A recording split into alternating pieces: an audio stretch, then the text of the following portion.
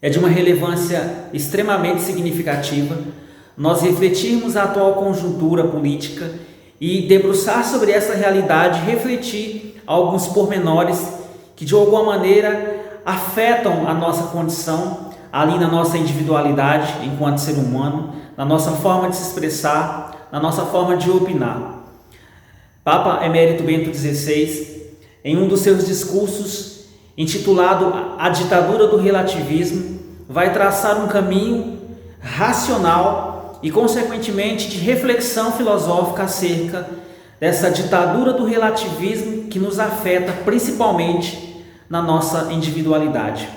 Ora, se tudo é relativo e não existe a verdade objetiva, então a própria afirmação tudo é relativo ou não existe verdade absoluta também não podem ser tidas como verdadeiras. Além do relativismo ser um grave erro que destrói as bases da civilização, o pior de tudo é não admitir que alguém dele discorde. Essa triste mentalidade, na verdade, é uma lógica muito esperta e maldosa daqueles que desejam eliminar a religião. Se a liberdade é absoluta para pensar no que eu quero, então todas as afirmações são igualmente aceitas e você joga tudo no mesmo saco, mentiras e verdades.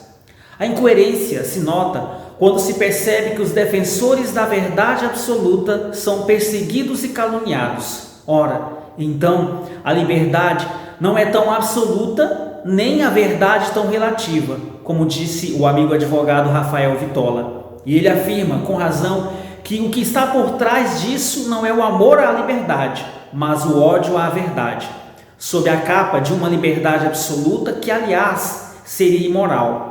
Esconde-se a mais terrível das tiranias, na realidade, nem os que propugnam a verdade relativa nela acreditam. Pensam, no fundo, que ela é absoluta, pois negam a liberdade a seus opositores. Sua agravante é a hipocrisia, e a hipocrisia atroz e autoritária é sua arma principal. O problema da ditadura do relativismo, afirma o Papa Emérito Bento XVI, é exatamente essa incapacidade de poder refletir a verdade de uma forma profunda e eficaz. É a luta do bem contra o mal. Quantos ventos de doutrina conhecemos nessas últimas décadas? Quantas correntes ideológicas, quantas modas de pensamento? E aí, diante disso, a pequena barca do pensamento de muitos cristãos com frequência fica agitada pelas ondas levadas de um extremo a outro, do marxismo ao liberalismo, até o libertinismo, do coletivismo ao individualismo radical, do ateísmo a um vago misticismo religioso, do agnosticismo ao sincretismo e por aí vai. A cada dia nascem novas seitas e se realiza o que diz São Paulo sobre o engano dos homens, sobre a astúcia que tende a induzir no erro. Segundo Efésios capítulo 4. Ter uma fé clara, segundo o credo da Igreja Católica Apostólica, é etiquetado com frequência como fundamentalismo, enquanto que o relativismo, ou seja, o deixar-se levar, guiados por qualquer vento de doutrina, parece ser a única atitude que está na moda.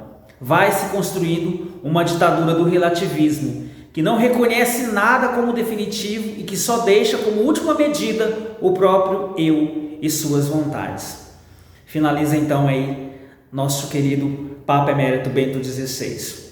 Fica a reflexão diante dessa situação a qual nós estamos enfrentando, de obscuridade, de trevas, onde somente a luz do Senhor, que é Deus, na sua mais profunda essência, na pessoa do Espírito Santo e em Jesus Cristo, a Trindade, possa de alguma maneira nos iluminar nessa longa jornada pela qual nós estamos enfrentando.